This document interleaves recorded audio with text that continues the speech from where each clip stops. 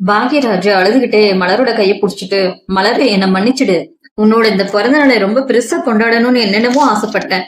பீச்சுக்கு கூட்டிட்டு போகணும், மகாபலிபுரம் வரைக்கும் நைட் ரைட் போகணும்னு ஆசையா பிளான் பண்ணேன். ஆனா அந்த வட்டிக்கடைக்காரங்க நடு ரோட்ல வச்சு என் வண்டியை பிடுங்கிட்டு போயிட்டானுங்க மலர். லோன் தவணை கட்டாதனால எல்லாரும் முன்னாடியும் என்ன அசிங்கப்படுத்திட்டானுங்க. உன்னை வெளியே கூட்டிட்டு போக கூட என்கிட்ட இப்ப வண்டி இல்ல மலர். என்னால உனக்கு ஏமாற்றம் மட்டும்தான். பாக்யராஜோட அப்பா அம்மா இவங்க பேசுறத கேட்டுட்டு வர்றாங்க. பாக்யராஜோட அப்பா சொல்றாரு, ஆமாண்டா பெரிய இவன் பைக் ரைட் மாதிரி போக கிளம்பிட்டான். பைக்குக்கு ஒழுங்கா லோனம் கட்ட துப்பு இல்ல, இதுல பொண்டாட்டிக்கு பர்த்டே சர்ப்ரைஸ் கேக்குதோ. குடும்பத்தோட அத்தியாவசிய தேவையை கூட ஒழுங்கா பார்க்க தெரியாத நீ உருப்படாதவன்டா. அதுக்கு பாக்யராஜோட அம்மாவுக்கு தான் ஆசைக்கும் ஒரு அளவு இருக்கணும்னு சொல்றது மலர். உனக்கெல்லாம் இந்த அவமானமும் அசிங்கமும் ரொம்ப தேவைதான்.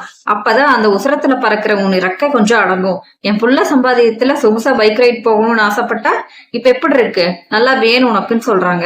இதெல்லாம் கேட்ட பாக்யராஜுக்கு பயங்கர கோவம் வந்துருது. அப்பா போதும்பா, நிறுத்துங்க. என்ன வேணாலும் சொல்லுங்க, உருப்படாதவன் துப்பற்றவன் எப்படி வேணாலும் திட்டுங்க, நான் வாங்கிக்கிறேன். ஆனா பாவம் அவ என்னப்பா பண்ணுவா? வருஷத்துல ஒரு நாள் அவ பிறந்த நாளுக்கு ஆசைப்பட்டா அது தப்பா? அவ என்ன வைர நகையா கேட்டா இல்ல சொகுசுக்காரா கேட்டா? ஒரு பைக் ரைடு தானப்பா கூப்பிட்டா, அதுக்கு போய் அவளை இப்படி அசிங்கப்படுத்துறீங்களே, உங்களுக்கு கொஞ்சம் கூட மனசாட்சியே இல்லையா? அதுக்கு அவங்க அப்பா, ஏண்டா பெத்தவங்களை எதிர்த்து பேசுறியா? நான் சொன்னதுல என்னதான் தப்பு?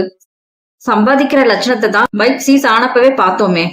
நான் சம்பாதிக்கிற பணம் என்ன ஆகுதுன்னு உங்களுக்கு நல்லா தெரியும்பா. மாசம் பிறந்தா 30,000 ரூபாய் வீட்டு செலவுக்கு என் கையில இருந்துதான் போகுது. உங்களோட மெடிசன் பில்லுக்கு 10,000 போகுது, நான் தான் கட்டுறேன். இதெல்லாம் போக பேஷோட செலவுக்கு நான் தான் தரேன். அண்ணங்காரன் நான் தான்ப்பா என் சம்பளத்துல இருந்து எல்லாத்தையும் கட்டினேன். எல்லாத்தையும் அனுபவமா அனுபவிச்சுட்டு இன்னைக்கு ஒரு மாசம் பைக் லோன் கட்டல, உடனே என்னை உருப்படாதவன் எப்படிப்பா சொல்லலாம்? மலர் சொல்றாங்க, பாத்தீங்களா அத்தை, என் புருஷன் கேக்குற கேள்விக்கு உங்ககிட்ட பதில் இருக்கா? இது வரைக்கும் நீங்க பேசின எல்லா அசிங்கத்தையும் நான் பொறுத்துக்கிட்டது இந்த குடும்பம் நல்லா இருக்கணுங்கிற ஒரே நல்ல எண்ணத்துக்காக மட்டும்தான். ஆனா என் புருஷனை அசிங்கப்படுத்த உங்களுக்கு என்ன தகுதி இருக்கு? இந்த வீட்டுல காலடி எடுத்த வச்சதுல இருந்து விடிய விடிய மாடு மாதிரி உழைக்கிறாரே, அவரோட சம்பாதியத்துல ஒரு பைசாவையாவது அவரு தனக்காக செலவு பண்ணி பாத்திருக்கீங்களா? இந்த கூட்டு குடும்பங்கிற பேர்ல இங்க இருக்க எல்லாரும் என் புருஷன் தலைமையில ஏறி உட்கார்ந்துட்டு தண்டச்சோறு சாப்பிடுறீங்க. ஆமா, நீங்க எல்லாரும் ஃப்ரீ லோடர்ஸ் தான். ஒருத்தர் கூட இந்த வீட்டோட பினான்சியல் பொறுப்பை எடுத்துக்க மாட்டேங்க.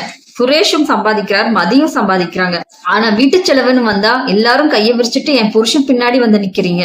அத்த, இந்த கூட்டு குடும்ப அநீதியை நான் சும்மா 1 மாசம் 2 மாசம் இல்ல, பல வருஷமா வருஷ கணக்கா சகிச்சுக்கிட்டேன். ஆனா இனிமே ஒரு நிமிஷம் கூட ஒரு நொடி கூட இந்த நரகத்துல என்னால வாழ முடியாது.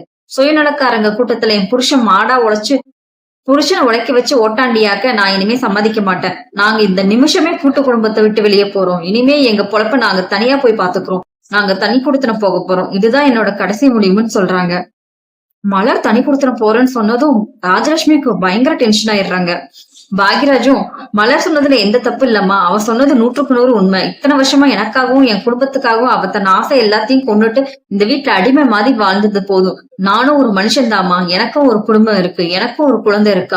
அவளோட எதிர்காலத்துக்கு ஒரு பைசா கூட நான் சேர்த்து வைக்க முடியாம இந்த வீட்டுக்கே உழைச்சு ஓடா தேஞ்சு போயிட்டேன். இனிமே நானும் மாற போறேன். மலர் எடுத்த முடிவுதான் ஏன் முடிவு. நாங்க இந்த வீட்டை விட்டு கிளம்புறோம்னு பாக்யராஜ் சொல்றாங்க. ராஜலட்சுமி பயங்கர ஆத்திரத்தோட சொல்றாங்க, என்னடி சொன்ன, தனியா போக போறியா? கூட்டு குடும்பத்தை உடைக்க போறியா? எவ்வளவு கொழுப்பு இருந்தா என் முன்னாடியே நின்னு தனி கொடுத்துன்னு போவேன்னு பேசுவ. உன் பேச்சு கேட்டுட்டு என் பிள்ளையும் இப்ப குதிக்கிறான். பாக்யராஜ், நீ ஒரு அடியை எடுத்து வச்ச நான் இங்கேயே செத்து போயிருவேன் பாத்துக்கோ. உங்களை இந்த வீட்டை விட்டு ஒரு அடியாவது வெளியே எடுத்து வைக்க விடுறானா இல்லையான்னு பாரு. இங்க போகவே முடியாது. பாக்யராஜ் அவங்க அம்மா கிட்ட, உங்க பாச மிரட்டல் எல்லாம் இனிமே என்கிட்ட பழிக்காதம்மா. பெத்த தாயா நீங்க எனக்கு நியாயமா நின்னிருந்தா நான் இந்த முடிவை எடுத்திருக்க மாட்டேன். ஆனா நீங்க என் மனைவியோட சுயமரியாதையே சிதைக்க பாக்குறீங்க. அங்க போறதுதாமா நல்லது அப்படின்னு சொல்லி 2 பேர் கிளம்புறாங்க.